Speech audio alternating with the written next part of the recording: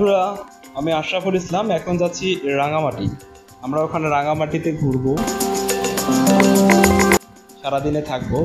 রাঙামাটি কাপ্তাই লেকে ঘুরবো, ওখানে যাবো বনরূপা বাজার। বনরূপা বাজারের আদিবাসীদের জীবনযাপন সম্পর্কে জানবো, বাজারে কি পাওয়া যায় না যায় সেটা আমরা দেখব। তো বন্ধুরা, চলুন ঘুরে আসি।